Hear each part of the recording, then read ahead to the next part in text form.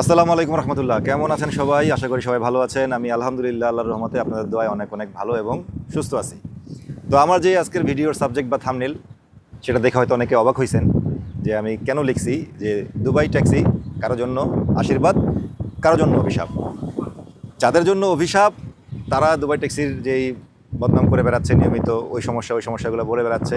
হ্যাঁ, সেগুলোর বিভিন্ন কারণ আছে। তো আজকে আমি আসলে সমস্যা নিয়ে কথা বলবো না। আমার একটা প্ল্যান আছে যে আমি একটা সমস্যা নিয়ে একটা ভিডিও বানাবো এবং ওই ভিডিওতে এটাও থাকবে যে কে কে দুবাই ট্যাক্সিতে আসবেন, কে কে আসবেন না। ঠিক আছে? তো দেখা গেছে যে ওই ভিডিওতে আমি যাদেরকে বলবো যে আসবেন না, তারাই এই ক্যাটাগরির মধ্যে পড়েন। তো যাই হোক, আজকে আমি সফলতার গল্প বলবো, একজন সফল মানুষের গল্প বলবো, একজন সফল ট্যাক্সি ড্রাইভারের গল্প বলবো। এই কারণে আজকে আমার এই ভিডিওটার নাম হচ্ছে যে দুবাই ট্যাক্সি কারোর জন্য আশীর্বাদ, কারোর জন্য অভিশাপ। তো যেহেতু অভিশাপ নিয়ে আমরা পরে কথা বলবো, আশীর্বাদ নিয়ে আজকে কথা বলবো। কেন আশীর্বাদ, কীভাবে সম্ভব? এই যে স্বপ্ন দেখাই আমরা, এই যে আমরা মানুষকে বলি, আশ্বাস দিচ্ছি যে আপনি আসেন, এখানে আসে পরিশ্রম করেন, কষ্ট করে নিজের লাইফ চেঞ্জ করেন, একটা স্মার্ট অ্যামাউন্ট ইনকাম করেন, সেটা কি আসলেই সম্ভব? আসলেই পসিবল? এটা কি নতুন অবস্থায় এসে আমার দ্বারা সম্ভব, নাকি আমাকে অনেক বছর চাকরি করতে হবে, অনেক বছর কাজ করতে হবে, হ্যাঁ, অনেক পুরনো হইতে হবে? এরকম বিষয়টা কি এরকম? স্বপ্ন তো অনেকেই দেখায়, কিন্তু আসলে কি সত্যি হয় কি না, এই ধরনের অনেক প্রশ্ন, অনেক কমেন্ট পাই। হ্যাঁ, অনেকেই এখানে ব্যর্থ হন, ভালো ইনকাম করতে পারেন না নিজের ব্যর্থতার কারণে, নিজের দোষের কারণে। কিন্তু সেই ব্যর্থতা, সেই দোষ ঢাকার কারণে একদম চোখ বন্ধ করে বরাবরই সবসময় কোম্পানির নামেই দোষ দিয়ে থাকেন যে কোম্পানির সমস্যা। আমি তো বারবার বলি যে সমস্যা সব জায়গাতেই আছে, সমস্যা কোথায় নাই? সমস্যা এই যে দিন যেমন আছে রাত তেমন আছে, হাতের এই পিঠ আছে ওই পিঠ আছে। হ্যাঁ, তো হাতের 5টা আঙ্গুল সমান না, প্রত্যেকটা জায়গায় সমস্যা আছে। এটা আল্লাহ একটা ন্যাচারালি দিয়ে দিচ্ছে, আপনি যদি বুঝতে পারেন। কিন্তু এই সমস্যার মাঝখানে যদি আপনি ভালোটা বেছে নিতে পারেন, আপনি যদি ভালো করে নিতে পারেন নিজের মতো করে, তাহলে সম্ভব। তো সেই সফলতার গল্পে আমরা শুনবো। আমাদেরই এক ভাই আমার মাধ্যমে আসছিলেন, আলহামদুলিল্লাহ। ওনার নাম হচ্ছে কালাম ভাই। কালাম ভাইকে আমরা এখন আপনার সাথে পরিচয় করে দিচ্ছি। কালাম ভাই। আসসালামু আলাইকুম। ওয়ালাইকুম আসসালাম। কেমন আসসালামু আছেন আলাইকুম ভাই। ভাইয়া? আলহামদুলিল্লাহ, কেমন আছেন? আলহামদুলিল্লাহ ভালো। ভাই আমি সোহাগ ভাইয়ের মাধ্যমে আসছিলাম। একটু প্রথমে আপনার পরিচয় দিতেন আর কি, কোথেকে, কোন জেলা? তো বেজাল লাগিয়ে দিব, কারণ আমার জেলা হচ্ছে গোপালগঞ্জ, কোটালীপাড়া। এখানে একটা বড় সমস্যা, কেউ মাইন্ড করে, কেউ আবার এর বর্তমান ব্যাপারটা হলো অন্যরকম। তো যাই হোক, আমি আসছি হলো বিগত 1.5 বছর পার হয়ে গেছে। আমার প্রথম আসা থেকে গাড়ি পাইতে হইতে প্রায় 1 বছর লেগে গেছিলো। তো কেউ 1 বছরের মধ্যে গাড়ি পায়, কেউ 7-8 মাসে পায়, কেউ 1.5 বছর লেগে যায়, সব তার নিজের অভিজ্ঞতার উপরে। হ্যাঁ, তা আমি একটু লেখাপড়ার দিকে কম ছিলাম দেখে আমার একটু সময়টা বেশি লাগছে। আমি ওরকম শিক্ষিত না, একটু ফেল বেশি হয়েছিল। হ্যাঁ, একটু বেশি না। আমার কোনো ফেল নাই, আমি এক চান্সে লাইসেন্স পাইছি। আমার ইডিআই স্কুল, বিশ্বের 2 নম্বর স্কুল ইডিআই স্কুল, আমি ওখান থেকে এক চান্সে লাইসেন্স পাইছি। তো আমার ড্রাইভিং অভিজ্ঞতা আমার দেশের ছিল, হয়তো আমার শিক্ষিত যোগ্যতাটা কম ছিল। তো ড্রাইভিংয়ের ব্যাপারে আমার কোনো দিকে করতে পারে নাই, সর্বদিক আমি এক চান্সেই পার হয়ে গেছি। তো আলহামদুলিল্লাহ, আমি লাইসেন্স পাওয়ার পরে, আমার পিটিআই টেস্ট ট্রেনিং হওয়ার পরে আলহামদুলিল্লাহ আমি গাড়ি পাওয়ার পরে আজকে বিগত 6 মাস আমি অনেক ভালো আছি। আমি আলহামদুলিল্লাহ পরিশ্রম করতে পারি। আমার প্রতি মাসে 30, 35, 36, তার মানে 30 হইলে আপনি 1 লাখ প্লাস বেতন আসে। আবার 35 হয়ে গেলে 1 লাখের আরও বেশি আসে। 36 হইলে 1.5 লাখ, 15 লাখ টাকা চলে আসে। আসলে গর্বের সহিত বলতে চাই যে আমি সোহাগবার মাধ্যমে আসছি। আলহামদুলিল্লাহ, আমি সোহাগবার জন্য কিংবা সোহাগবার বাবার জন্য আরও বেশি দোয়া করি। সে আমাকে দেশে থেকে অনেক হেল্প করছে, যেগুলো আসলে এরা বোঝানো যাবে না, সে কত মহব্বতের লোক। এবং এখানে আসার পরে সোহাগ ভাই তো সবসময় আমাদের হেল্প করতে আছে, এখনও টুকটাক সমস্যা আছে, এগুলো হেল্প করে। আসলে বিষয়টা, আপনি আসবেন, এটা হলো আপনার পরিশ্রমের উপরে। আপনি যদি 12 ঘন্টা 10 ঘন্টা খাটতে পারেন, আপনি 1-1.5 লাখ টাকা কোনো ব্যাপার না। এখন আপনি যদি গাড়ি পাওয়ার পরে, আপনি সব কিছুর পরে যদি আপনি সময় না দেন, গাড়ি না চালান, আড্ডা দেন, দেখা যায় এখন কাজের সময় আপনি এক জায়গায় বসে রয়েছেন, ভাল লাগে না, তখন আপনি পারবেন না। কারণ শতকরা দেখা যায় 50%-এর বেশি পারে না, কারণ সে অলসতা। যদি আপনার ভিতরে অলসতা থাকে, তাহলে আপনার পক্ষে সম্ভব না, আপনি আসবেন না। যদি আপনি মনে করেন যে আমি যে কাজ করতে পারবো, তাহলে আপনি 1-1.5 লাখ, 15-2 লাখ কামাইতে পারবেন। যেহেতু আমার গত মাসে আলহামদুলিল্লাহ আমার 36, মানে এটা আমি বলি, কিন্তু এটা আমার বলা ঠিক না, আমার 15-2 লাখ টাকার মতো বেতন আসছে। কিন্তু এটা বলতে গেলে অনেকে আমার হাসাহাসি গালাগালি করবো, কারণ ওই বলে কি, কিন্তু কিন্তু বিষয়টা আপনি আবার 30,000 টাকা কামাইতে পারবেন না, সেটা আপনার অভিজ্ঞতার উপরে। যদি আপনি গাড়ি না চালান, এটা আপনার দ্বারা সম্ভব না। যদি আপনি চালান, পরিশ্রম করেন, এত বড় একটা কোম্পানি, হাজার হাজার ড্রাইভার, আমি একজন আর দুইজন না যে আপনি আসলেন আপনারা 1-2 মাসের মধ্যে গাড়িটা দিয়ে দেবো। অনেক রকমের প্রসেসিং আছে ভাই, এটা সবাই মেনটেন্স করে চলাটা, প্রসেসিংয়ের ব্যাপারটা, এটা আস্তে আস্তে সময় লাগে। আপনি যত ফল্ট করবেন তত কোম্পানি আপনার উপর প্রেশার দেবে, ততই আপনি হয়রানি হয়ে যাবেন। আর আপনি ফল্ট করবেন না, রিল্যাক্স। আমি আজকে 6 মাস গাড়ি চালাই, কোম্পানি আমার একবার খুঁজে দেখে নাই যে আবুল কালাম কই আছে। আমার একটা গাড়ি দিয়ে দিছে, আলহামদুলিল্লাহ, ওইটা নিয়ে আমি চলতেছি, কোনো নাই, মাস শেষ আমার বেতন দিচ্ছে, আমি টাইম টু টাইম গাড়িতে চালাইতেছি, কোনো রকমের সমস্যা নাই। তো আসলে কথা বেশি বললেই অনেক রকমের কথা হয়ে যায়, তো কথা অল্প বলাই ভালো। আমি অনেক ভালো আছি। আপনারা যদি কেউ আসতে চান, একদম নিজের মাথায় নিজের ব্রেনটে কাজ করে আসবেন। যদি আপনি পরিশ্রম করতে পারেন, গুড। পরিশ্রম করতে পারবেন না, কারো কারো দোষ দেওয়া যাবে না। কোম্পানি আপনার হচ্ছে পার্সেন্টেজের কাজ, আপনি যত কাজ করবেন তত পার্সেন্টেজ পাবেন। আপনার তার বেতন না যে আপনাকে বেতন দিয়ে দিচ্ছে, মাস শেষ বইরেছেন বেতন দেবে, এরকম না। পরিশ্রম করবেন, পাবেন। পরিশ্রম করবেন না, পাবেন না। কালাম ভাই, অনেকেই কিন্তু সন্দেহ পোষণ করবে, হ্যাঁ। ঠিক আছে, যে আপনি যে কথা বলছেন আসলে এটা সন্দেহ করবে। তো আমরা কিন্তু আমি প্রমাণ দিয়ে দেবো, সমস্যা নাই। সাপেক্ষে আমরা আপনার স্যালারি যেই স্লিপটা সেটা আমরা স্ক্রিনে দিয়ে দিব, আপনারা একটু দেখে নেবেন। আমার 1 থেকে 6 মাস পর্যন্ত দেখতে পারবেন, আমার 1 লাখ টাকার নিচে এখন পর্যন্ত নাই। আলহামদুলিল্লাহ, কালাম ভাই একটু এক্সেপশনাল। হ্যাঁ, আপনারা হয়তো অনেকে বলবেন যে হ্যাঁ এক্সেপশনাল, এই সত্যি একজন দুজন ওনাদেরকেই আপনারা শো করবেন, যারা বেশিরভাগ লোক সমস্যায় আছে। ভাই বারবার একই কথাই বলতেছি যে এই ব্যক্তি দেখেন একটা মুরব্বী মানুষ, বয়স কত আমার থেকেও অনেক বেশি, তাই না? তারপরে উনি স্বীকার করছেন যে উনি ইংলিশে দুর্বল ছিলেন। হ্যাঁ, এই বয়সে এইরকম একটা মানুষ যদি পারে, একই দুবাই শহর, একই দুবাই ট্যাক্সি, একই কোম্পানি, একই ফিল্ড, সে পারলে আপনি কেন পারবেন না, আমি কেন পারবেন না, তাই না? সেও তো মানুষ নাকি না? সে দুবাই চালায় না আবুধাবি চালায়, কোনটা? সে দুবাইতেই চালাইতেছে, সেম দুবাই ট্যাক্সি চালাইতেছে। এবং একটা মুরব্বী মানুষ হয়ে আমাদের যে ইয়াং জেনারেশন যারা আছি, আমাদের আসলে লজ্জা করা উচিত। হ্যাঁ, আমরা শুধু নেগেটিভ নিয়ে পড়ে থাকি, ওই আরেকজনে বদনাম করতেছে, কোম্পানির ওই সমস্যা, ইনকাম হইতেছে না, স্যালারি নাই, বেতন নাই, এগুলো নিয়ে পড়ে থাকি। কিন্তু এই যে দেখেন জয়ন্ত প্রমাণ, একজন মুরব্বী মানুষ, যাদেরকে আমরা বাংলা বলে বুড়া মানুষ হয়ে যদি সে মাসে 1 লাখ প্লাস উঠাইতে পারে, আলহামদুলিল্লাহ গত মাসে সে প্রায় 2 লাখ টাকা স্যালারি উঠাইছে, যেটার প্রমাণ আপনাদেরকে আমি দিব। তো এটা আমি এই জন্য বলতেছি যে ভাই, আসলে ব্যর্থদেরকে কেউ সামনে আনে না, ব্যর্থই, ঠিক আছে? আপনি সারা ম্যাচ ভালো খেলছেন কিন্তু আপনি হেরে গেছেন, ওইটার গল্প আপনাকে কেউ বলবে না, ঠিক আছে? যে যেতে তার গল্পই সবাই বলে। ওকে, তো আমার এখানে আবার প্রশ্ন এসে পড়বে ভাই, একটা সমস্যা, ঠিক আছে? যে সোহাগ ভাই, আপনি খালি বড় বড় কথা বলেন, আপনার হচ্ছে যে আপনি খালি লোক নেন, আর এই সফল লোকদেরকে ধরে ধরে আইন ভিডিও বানান, আপনার কি অবস্থা? ঠিক আছে, আপনার বেতন কত আসে, আপনি কয় টাকা কামান? তো যাই হোক, আমি আসলে অনেক মাস যাবৎ চেষ্টা করতেছিলাম যে আমার একটা স্যালারি ভিডিও দেওয়ার জন্য। গত 4টা মাস আমাদের খুব সিজন গেছে, খুব ব্যস্ত সময় গেছে, কালাম ভাইও তা জানে। হ্যাঁ, আমরা আসলে যখন কাজে নামি তারপর থেকে যে 5-6 ঘন্টা তো আমরা আসলে ওয়াশরুমে যাওয়ারও সময় পাই না, এত ব্যস্ততা। স্টিল আলহামদুলিল্লাহ এখনও ওয়েদার ভালো, আমি ফুল রোদের মধ্যে খারাপ ভিডিও করতেছি, কিন্তু আমাদের গরম লাগতেছে না। হ্যাঁ, এখনও ভালো আছে, এখনও আছে, টুরিস্ট আছে, এখনও সিজন আছে। ইনশাল্লাহ এই মাসটাও আমরা সিজন পাবো। তো আমিও আলহামদুলিল্লাহ গত 4 মাস ব্যাক টু ব্যাক 35% করছি। আমি কালাম ভাইয়ের সাথে একাত্ম হয়ে লাস্ট মান্থের আমার যে স্যালারি স্লিপ সেটা আমি এখন শো করতেছি আমার স্ক্রিনে, সেটা আপনারা একটু দেখে নেন। আর প্রমাণের জন্য উপরে আবুল কালাম ভাইয়ের নাম, আর আমার স্লিপে আমার নাম, এগুলো দেখবেন, মাস কোন মাস, এপ্রিল মাস, এটা দেখবেন, ঠিক আছে? এবং লাস্টে এই কোনায় যে 35% সেটাও আমি হাইলাইট করে দিচ্ছি, একটু দেখে নেবেন। আর ইনশাল্লাহ আমি আমার গত 3-4 মাসের টানা ভিডিও 35 কীভাবে করছি বা কত করে করছি সেটার ভিডিও আমি আলাদা করে দিব, ঠিক আছে? আমি আলহামদুলিল্লাহ এত ব্যস্ততার পরেও, এত থাকার পরেও আমিও কিন্তু 35 করি। হ্যাঁ, তো কালাম ভাই এর বিষয়টা কীভাবে দেখেন, আমার বিষয়টা?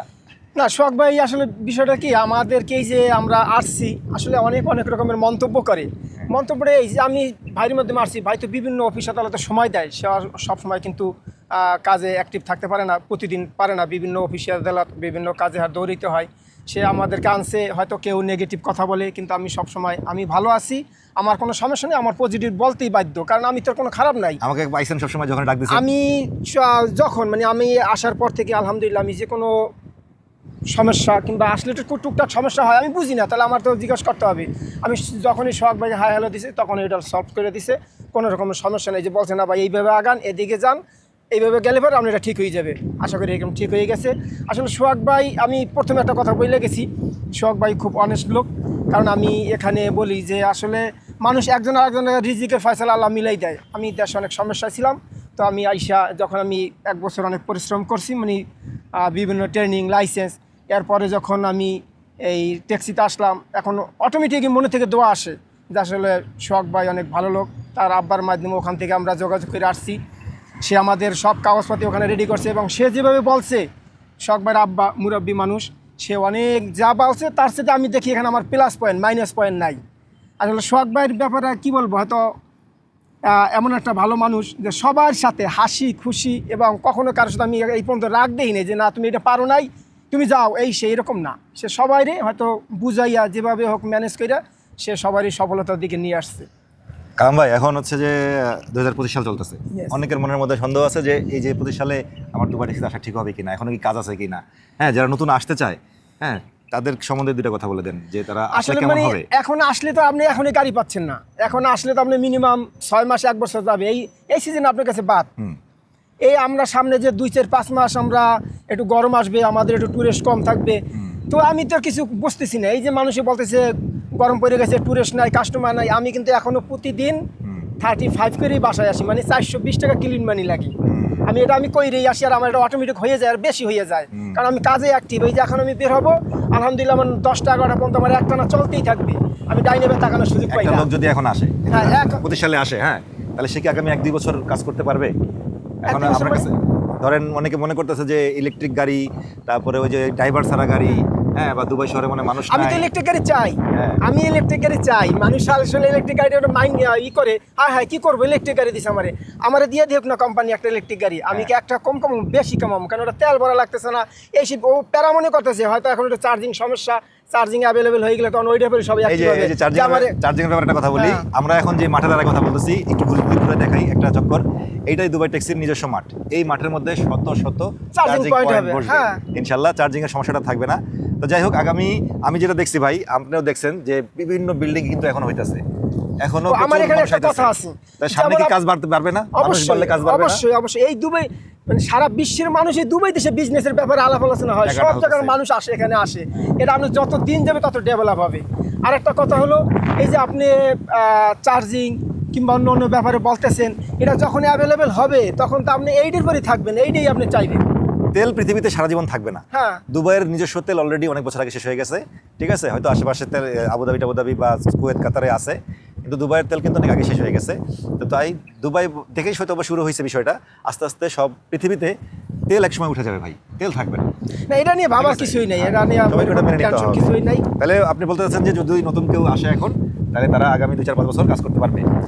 2-4-5 বছর এই দেশ কি ধ্বংস হয়ে যাবে? না, যদি অনেকে মনে করতেছে যে এই ড্রাইভার ছাড়া গাড়ি আসবে, ইনকাম থাকবে না, মানুষ নাই, আপনাদের এইসব, সেটা আস্তে আস্তে 2-4-5-10 বছর ড্রাইভার ছাড়া আসবে, চলবে, সমস্যা। সেটা প্রযুক্তি আস্তে আস্তে ডেভেলপ হইতেই তো আপনি এই সময় দেখবেন যে পার হয়ে এই দুবাই ট্যাক্সির সাইডে আপনি বুড়ো হয়ে গেছেন, বয়স হয়ে গেছেন, আবার চললেও গেছেন।